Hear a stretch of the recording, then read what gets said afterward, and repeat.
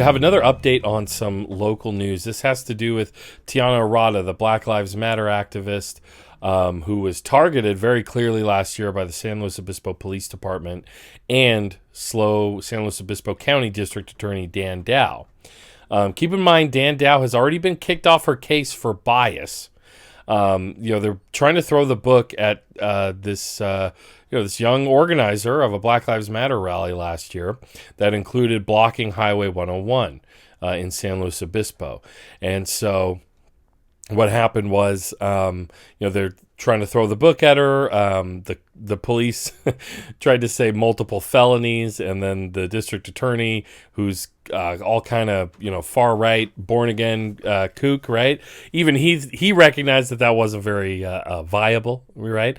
And so he knocked those down to misdemeanors, and he got kicked off the case. Why? Because he was openly campaigning on and trying to raise money on the fact that he was going after Black Lives Matter activists. So according to a judge, he was biased and he's got kicked off the case. But now what is Dan Dow trying to do? SLO judge denies DA's request for a gag order against Tianna Arata, Black Lives Matter activists. So it's not enough that he's already been shamed out of even trying the case because he's so hopelessly biased. But now he's trying to put a gag order on Tianna Arata and her attorneys. San Luis Obispo Superior Court judge on Friday declined to restrict the speech of 7 local Black Lives Matter activists who faced a host of low-level charges over a protest last summer that blocked traffic on the highway. Superior Court Judge Roger Piquet on Friday denied a motion by the County District Attorney's Office to impose a gag order on Tianna Arata and her co-defendants, saying their vocal criticism of the prosecution's case doesn't rise to the level of endangering the DA's right to a fair trial. Piquet, however, said he could entertain such a motion in the future should circumstances change. So our right-wing, I don't live in SLO County, San Luis Obispo County's right-wing district attorney wants to stop Tianna Arata from speaking out about her case, saying, I don't get a fair trial. He's already been kicked off of this case for bias, and on part of this case anyway, and they keep going after her friends and other people who were involved in the protests that day. But the judge also denied 2 challenges brought by the defendants, only one of whom, Robert Lastra, faces a single felony charge for smashing a car windshield with a skateboard. If you're all familiar with my channel, I covered this quite a bit when it happened. And, a big part of what happened that day was that car that got its windshield smashed was driving into the protesters, something that the SLO PD, the San Luis Obispo Police Department, was dishonest about, and the CHP chapter. I did a bunch of reporting on that. Anyway, the case involving Arata, Marcus Montgomery, Amin Asfau, and Joshua Powell, as well the related case against Lastra, Sam Grocott, and Gerald Hill, has gained national attention following several television appearances by Arata, who also has a widespread social media following. In court Friday, Arata was shadowed by a documentary film crew.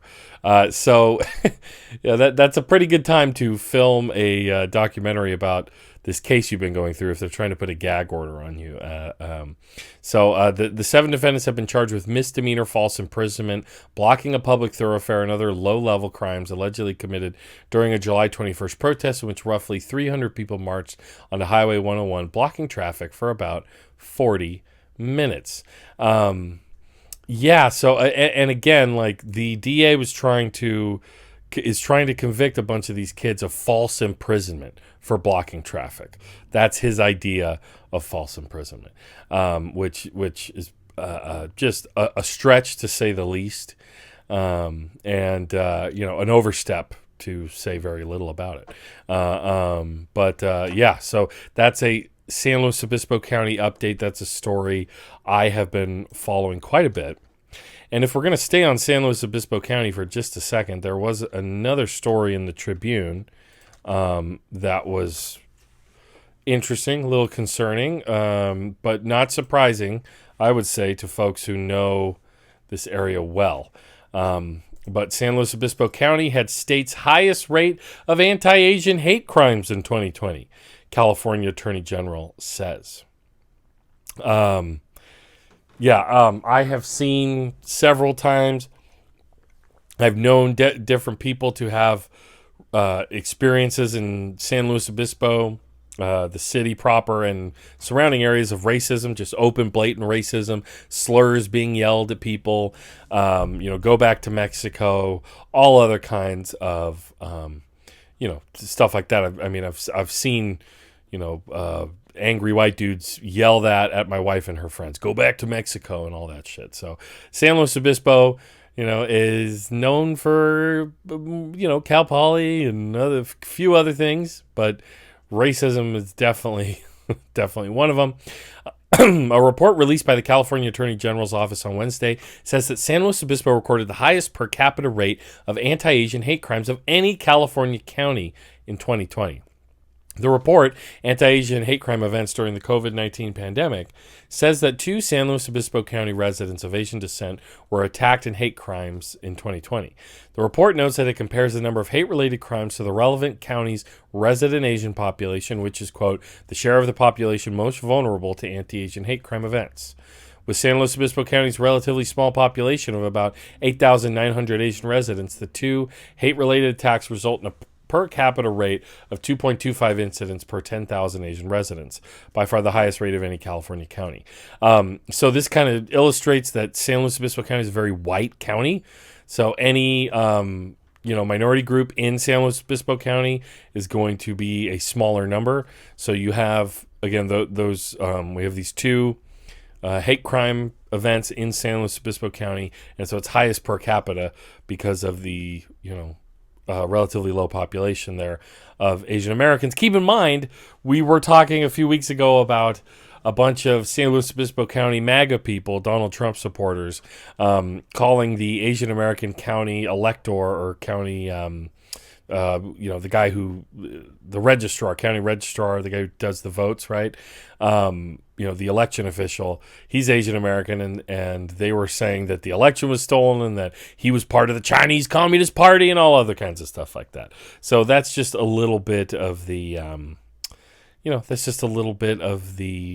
kind of feel you get around. That's the mouth feel of San Luis Obispo area. Alameda County ranked the lowest with 2 victims of a population of 441,000 residents. Los Angeles County recorded the most total anti-Asian hate crimes with 32. So San Luis Obispo, which did have protests about this, San Luis Obispo had the highest per capita rate in the state. So keep your eyes on San Luis Obispo. I try to. I go visit there, and there's a lot of dynamics there. Let me just say that. I'm going to be a little diplomatic right now.